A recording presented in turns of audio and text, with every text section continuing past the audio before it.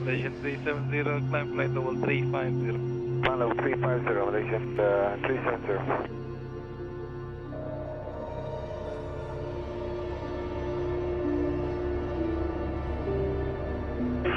Malaysian 370, maintaining level 350. Malaysian 370.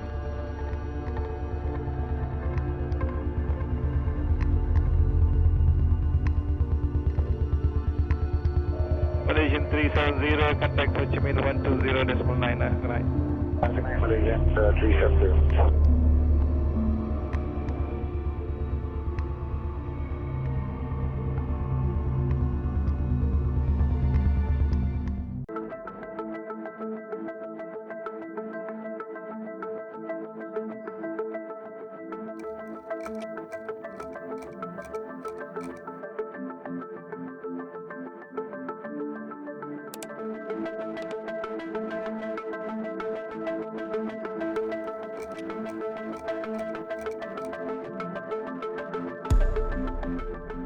Malaysian Airlines Flight MH370 was one of the two daily flights from Kuala Lumpur International Airport to Beijing International Airport. The flight usually departed at 12:35 am Malaysian time and arrived at 6:30 am. Thus, it is around a 6-hour long journey. The plane is a 12 years old Boeing 777-286ER, powered by two Rolls-Royce Trent 892 engines, and is an extended fuel range model of the base 777. The plane has a seating capacity of 282 passengers, and the fuel required for this journey was around 37,000, and the maximum authorized takeoff weight was 2,800,000 kilograms. Just 2 weeks earlier, on 23rd February, it had passed its full maintenance inspection. Thus, there were no known mechanical problems. The aircraft had accumulated a total of around 53,000 hours and around 75,000 takeoffs and landing cycles. The plane had not suffered any major accident, though there was one minor accident in August 2012 when it collided with the China Eastern Airlines and damaged its right wing tip. But it was fixed and it didn't pose any risks. Nothing about the aircraft raised any concerns.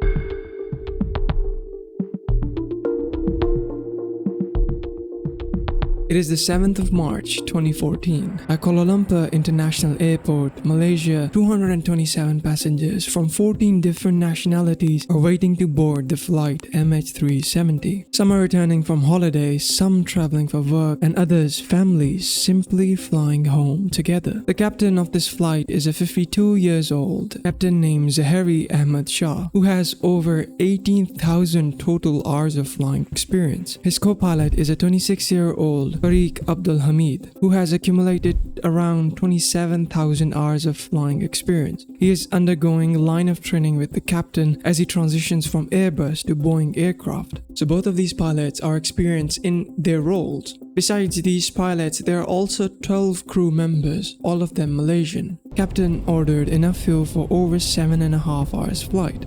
And this is a standard for a trip to Beijing with some reserve. The weather is clear with little clouds. The co-pilot contacts ATC.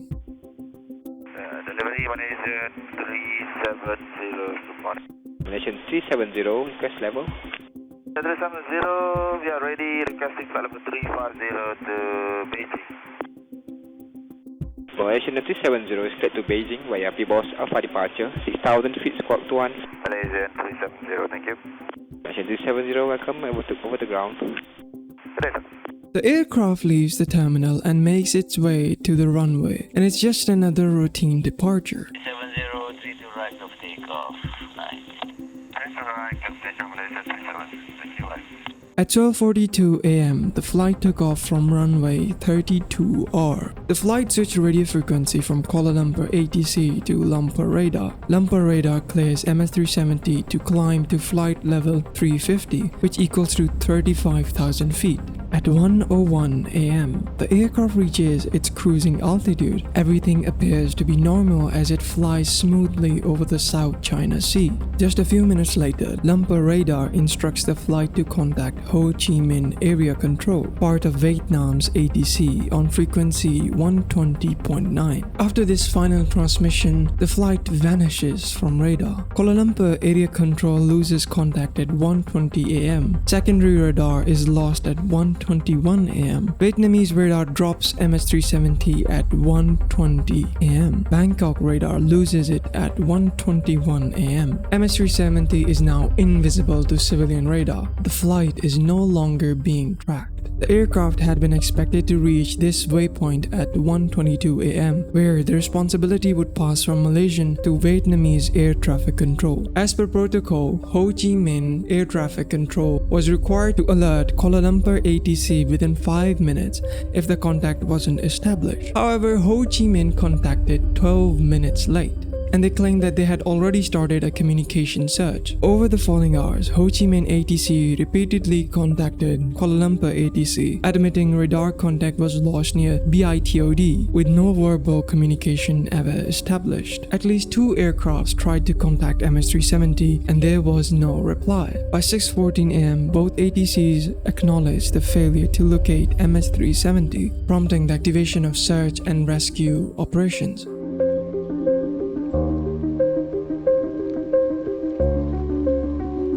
Initial search of the aircraft started in South China Sea and the Gulf of Thailand, from where the aircraft vanished just 4 hours after the final communication. On March 9, new intelligence from military radar suggested that the flight may have turned around before disappearing from radar. As a result, the search area was expanded to include Strait of Malacca. Further analysis of military radar revealed that an aircraft crossed Malay Peninsula, passed near Penang, turned right and continued flying westwards. This discovery pushed the search even further into the Andaman Sea and the Bay of Bengal. Just as search efforts intensified, investigators made a breakthrough. Every flight has a satellite data unit. The job of SDU is to keep aircraft connected to some ground station via geostationary satellite. It can send short digital messages like speed, altitude, fuel, location, things like these.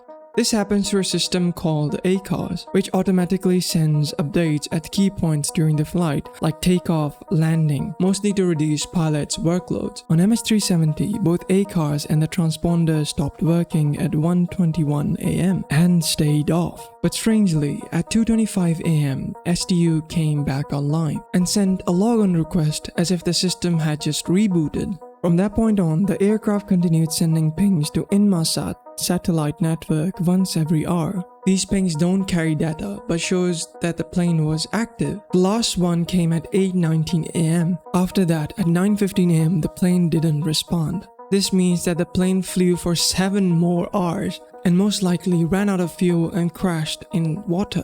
Even though these pings didn't have any GPS data, investigators were able to use 2 techniques to estimate the location of the plane. By measuring the time it took for the signal to travel from the aircraft to the satellite and then to the ground station, investigators could calculate the distance between the aircraft and satellite. This allowed them to draw rings called arcs on the Earth's surface, representing all the possible locations that aircraft could have been at each handshake. Then to refine these points, they looked at the frequency shift of each signal. This change is caused by Doppler effect as the plane moves towards or away from satellite, and this helped estimate the direction and speed of the plane. Together, these 2 measurements help define a search corridor stretching across the remote southern Indian Ocean. Their analysis made this clear that MH370 was nowhere near the original search areas. On March 2015, this data was made public. Malaysian Prime Minister announced the search in South China Sea had been called off. Authorities also stated that they will abandon Gulf of Thailand, Strait of Malacca, and Andaman Sea. Thus, the search was focused here. The search effort here looked like this. From 18 to 27 March, surface and aerial searches began west of Australia. 28 March to 3 April, focus shifted further southwest. If the plane had hit seafloor hard enough, it would have created noise. So from 3rd to 11 April, they used special underwater equipment to listen for signals from the plane's black boxes, hoping to find where it went down. 12 to 28 April, sonar mapping of the seabed began. Despite these efforts, though numerous items were sighted, but no confirmed debris or wreckage had been discovered in these early search areas. In June 2014, authorities announced the next phase of search, calling it the underwater search. Although earlier efforts had already scanned parts of the seafloor, this phase aimed to search much deeper and more thoroughly. At that time, existing maps of the area had low resolution, thus a detailed map of the ocean floor was needed. So from May to December, seafloor mappings were carried out, covering roughly the size of Great Britain. After nearly searching for 3 years, the underwater search for the plane MH370 was suspended on 17 January 2017 with no wreckage found. But that wasn't the end of the search efforts. In January 2018, Ocean Infinity offered to continue the search with one condition, that they will only be paid if they found the wreckage. This started here. The search expanded across multiple sites along the arc and eventually covered over 112,000 kilometers square. No debris was found, and on 31st May 2018, Ocean Infinity confirmed its mission had ended. Still, the hope to find MH370 persisted. In February 2015, Ocean Infinity relaunched their mission, but they had to postpone due to seasonal conditions, but they do plan to resume by the end of 2025. The question that has been bothering me is how a plane that was supposed to go here end up here, in water. And most frustrating part of this is that there is no official answer, but what we do have are some of the wildest and most debated theories in the history of aviation.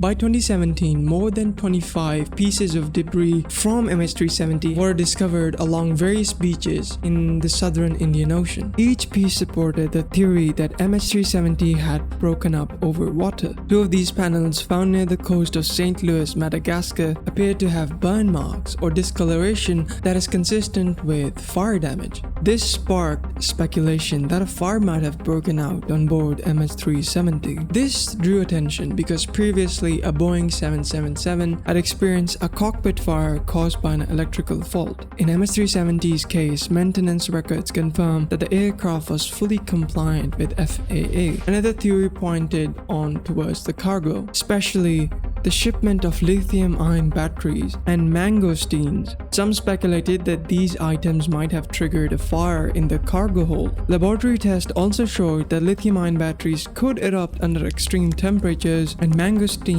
extract juice is electrically conductive. But these batteries were equipped with built-in safety circuits, and even if exposed to mangosteen extract, they don't catch fire. But as for this debris with apparent burn marks, the discoloration was caused by a resin coating, not heat exposure. That said, these marks do resemble localized heat damage, origins of which remain uncertain. Also, tests conducted on other pieces of debris showed no signs of fire. One of the major theories explored by investigators is the crew of MH370 became incapacitated due to hypoxia, lack of oxygen, causing the aircraft to fly on autopilot until it ran out of fuel and crashed. Investigators analyzed past events for hypoxia, which typically involved failure to pressurize, a prolonged straight and level flight, fuel exhaustion, and uncontrolled descent. However, MH370's oxygen system had been routinely filled. Engine health data also showed no signs of malfunction, and it didn't fly in a straight line. But strangely, when one of the pilots tried contacting MH370, did make a connection and claimed that he heard static and mumbling, which support the idea of an unresponsive crew. The 2018 Malaysian report concluded that while hypoxia could explain the final phase of flight, it could not fully account for the initial course changes and loss of communication, events that are more consistent with manual intervention. The backgrounds of all passengers was thoroughly reviewed by both US and Malaysian authorities. Initially on March 10, concerns of terrorism arose when it was discovered that 2 passengers had boarded with stolen passports. Unofficial researchers even identified 600 runways where the plane could land. One of the passports was Austrian and the other Italian, and both had been reported stolen in Thailand 2 years ago. However, they were later identified as Iranian asylum seekers, aged 19 and 29. Both Interpol and Malaysian authorities concluded that terrorism was unlikely. But what if it wasn't the passengers? What if somebody from the crew tried to sabotage? Because SDU, transponder, and ACAR systems was deliberately disabled, either through power failure or by someone with technical knowledge. The individual who has drawn the most scrutiny and controversy, the flight captain Zahiri Ahmad Shah, with many suspecting pilot's suicide or a premeditated mass murder. Malaysian authorities conducted an extensive investigation into Shah's background. They reviewed his medical and financial records, CCTV footage, flight logs, and gathered statements from co-workers, friends, and family. But nothing was really found that was out of the ordinary. Till a confidential Malaysian document later revealed that the FBI had discovered a deleted flight path from Zahiri's home flight simulator. The route closely mirrored MH370's final suspected path into the southern Indian Ocean. Despite this, officials dismissed it as nothing sinister. In the end, official investigations reported no behavioral red flags. Shah appeared calm and professional. His flight hours, performance history, and recent personal routines were all normal. Still, Shah was never formally ruled out as a suspect. In 2020, former Australian Prime Minister Tony Abbott stated that from the very top levels of Malaysian government, officials believed early on that there was a case of pilot murder-suicide. They thought it was murder-suicide by the pilot. Other than this, people claim MH370 was secretly taken to Diego Garcia, a US military base, to capture Chinese tech experts on board. Supporters pointed to the plane's westward turn and rumors of the co-pilot making a phone call. Others noted that the captain flight simulator had runways for the base. The FBI found nothing suspicious. What actually happened to MH370, we might never know, and that is the most chilling part of this story. But personally, I believe one thing is clear. This was very likely a hijacking. Whoever was in the control of aircraft knew exactly what they were doing. The plane made sharp turn shortly after its final contact with Kuala Lumpur ATC, and just before it was supposed to check in with Ho Chi Minh ATC, the transponder was switched off. The aircraft then reversed course over the South China Sea, flew across the Strait of Malacca, passed directly over the captain's hometown, and skillfully navigated along the border between Malaysia and Thai airspace, possibly to avoid triggering either nation's radar response. Finally, it turned south, heading out to the vast Indian Ocean.